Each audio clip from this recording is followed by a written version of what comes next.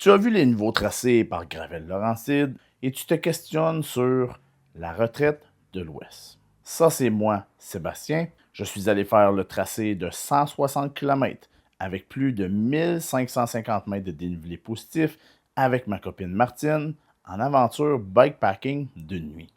Les données proviennent de mon GPS Coros Dura. Nous sommes donc partis avec nos vélos chargés de Morin Heights au début du corridor aérobique. La gravelle de catégorie 1 est vraiment douce et le tracé offre seulement un gros défi dans le premier 20 km. Il s'agit d'une côte pas longue, mais à 21 degrés de pente. J'ai réussi mon défi personnel de la montée assis sur mon vélo. Ma copine a poussé son vélo puisque c'est un énorme défi. Il faut noter que le pont fermé sur le corridor aérobique n'est pas sur le tracé, donc il ne faut pas s'inquiéter avec ce détail. Le premier ravitaillement est possible à l'épicerie fine du lac des 16 îles, et là on va se retrouver autour du kilomètre 22-23. C'est un excellent endroit pour prendre une pause, s'hydrater et s'alimenter. Il y a également une toilette au pavillon. Ensuite, on continue sur le corridor aérobique jusqu'à Arundel. C'est ici que l'on retrouve le deuxième point de ravitaillement, les Petites Folies. C'est d'ailleurs le dernier accès à de l'eau potable pour le prochain 60 km, donc il faut s'approvisionner. C'est à une centaine de mètres de là qu'il faut débarquer du corridor aérobique pour aller sur le chemin de la Rouge.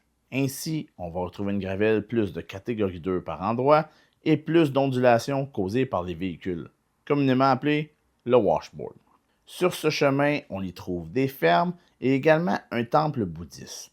Il est possible d'y manger un repas végétarien, mais allez voir leur site web pour l'horaire, le coût et les règles à suivre. Il est possible d'accéder à la rivière Rouge à quelques endroits pendant qu'on pédale sur le chemin de la Rouge.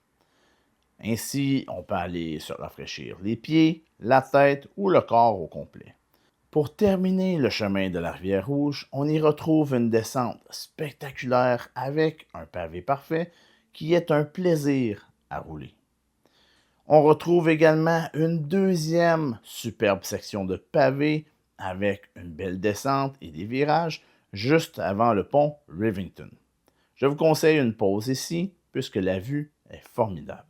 Ensuite, il vous reste un 16 km avant d'atteindre le parc municipal de Boileau. Ce dernier tronçon du trajet est un mélange de gravelle de différentes tailles ainsi que de pavés. Je conseille de dormir au parc municipal de Boileau pour les raisons suivantes. Il y a des toilettes, une grande structure de bois avec un toit en cas de pluie, quelques prises 110 volts pour recharger votre téléphone ou votre GPS. Le signal de téléphone est potable, donc il est possible de communiquer, mais il faut noter qu'il n'y a aucune douche. Je conseille de faire comme moi et demander l'autorisation à la municipalité pour dormir dans le parc municipal de Boileau. J'ai eu une réponse en moins de 24 heures. La municipalité m'accordait le droit pour une nuit seulement. Après une belle nuit étoilée, il faut reprendre le trajet pour un 20 km environ pour arriver à Saint-Rémy d'Amherst et pouvoir se ravitailler au dépanneur Saint-Rémy. Il y a également une halte municipale avec toilettes 2-3 km un peu plus loin. Il faut noter que la section entre la fin du chemin Boileau et Saint-Rémy d'Amherst sur la 323 est assez passante, mais l'accotement est large.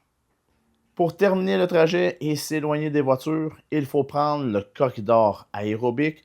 Il nous restera un 52 km à parcourir pour ainsi revenir à Morin Heights. Même en journée ensoleillée, le corridor offre un bon couvert d'arbres et d'ombre pour nous garder à une température plus agréable. Le parcours est considéré très difficile par Gravel Laurentide et je suis d'accord avec ce raisonnement seulement si tu n'as pas ou peu d'expérience en vélo de gravel. Si tu es un habitué du bikepacking ou du vélo de gravel, le trajet sera difficile dans le pire des cas. Le trajet permet de découvrir de beaux paysages, voir des animaux et des montagnes. Moi et ma copine avons adoré notre week-end en bikepacking ainsi que le tracé. Il n'y a rien de trop difficile, il y a de beaux paysages, des belles routes, il n'y a pas beaucoup de voitures, Donc, on peut vraiment contempler la nature en pleine sécurité. Merci à Gravel Laurentide pour le tracé que nous avons adoré. Si vous avez des questions, simplement les écrire sous la vidéo sur YouTube. J'essaierai d'y répondre dans le meilleur de mes habiletés. Je vous souhaite une bonne ride de vélo.